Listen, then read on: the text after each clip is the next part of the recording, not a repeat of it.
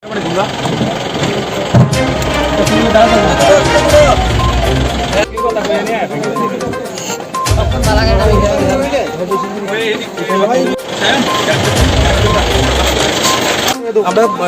Policy করে আমরা রাউতরাতে policy করে আমরা শুনে সেটার সঙ্গে সঙ্গে আমরা গাড়ি নিয়ে আসছি। হওয়ার পরে পরে যাওয়ার আগে এখানে সামনে তারা যারা করেছিল তারা আমাদের এই হাতিয়া দেখাইছে যাওয়ার লাগে। আমরা সঙ্গে সঙ্গে স্পটে যাওয়ার পরে স্পটে যাওয়ার অনেকটা আগেই গাড়ি দাঁড়িয়ে আসছিল। তারা রানিং অবস্থায় তারা ইয়ের দিকে এসে গাড়ির মধ্যে মোটা মোটা লাঠি রড শাবল দিয়ে মানে কে এটা তারা কে পাবলিক তার হাতে কোনো রাজনৈতিক লাঠি শাবল আছে। আপনার সাথে যে জায়গাতে ঘটনা হয়েছে জায়গার নাম কি? আপনাদের কর্মীর উপর আক্রমণ করা হয়েছে।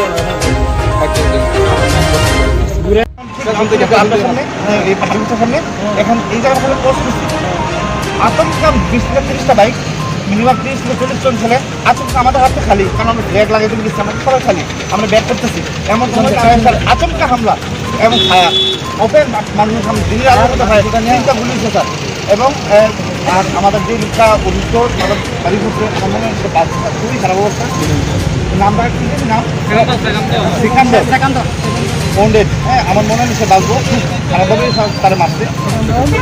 সেখানকার মিয়া ছাগল দেওয়া মাথা আঘাত করেছে।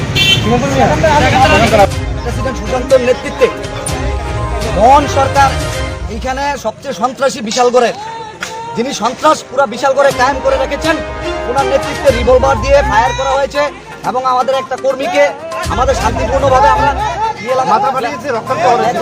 লাগাচ্ছিলাম। তখন এদের নেতৃত্বে সুশান্ত দেবের নেতৃত্বে আজকে এই সমস্ত নোংরামিটা হলো। বিশালগড়ে এই ধরনের নোংরামি আমরা জাতীয় কংগ্রেস বরদাস্ত করবো না। আজকে আমরা জাতীয় সড়ক অবরোধ করেছি। আজকে আমরা জাতীয় করার যতক্ষণ পর্যন্ত আমাদের এই ঘটনার সুষ্ঠু তদন্ত না হয় আর এইসব দুষ্কৃতিকারীরা যতক্ষণ পর্যন্ত অ্যারেস্ট না হয় আমরা রাস্তা অবরোধ ছাড়বো না। আমাদের প্রচুর কর্মী আহত হয়েছে, এর মধ্যে একজন করে মাথা ফাটিয়েছে এবং থানাতে বর্তমানে হসপিটালে এডমিট করা হয়েছে মাথায়। এবং এখানে সবচেয়ে ভূমিকা কি? পুলিশের ভূমিকা নেই, পুলিশ এখানে রিভলভার নিয়ে ফায়ার করা হয়েছে, সবাই দেখেছে, অনেকের কাছে রেকর্ডিং আছে, হয়তো বা আপনারা সাংবাদিকরা দেখেন, তদন্ত করে পাবেন।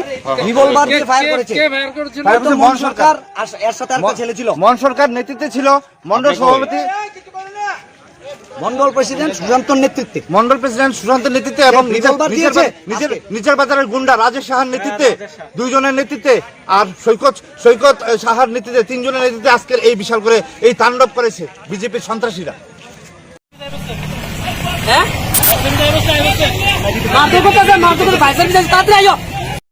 আচ্ছা আমরা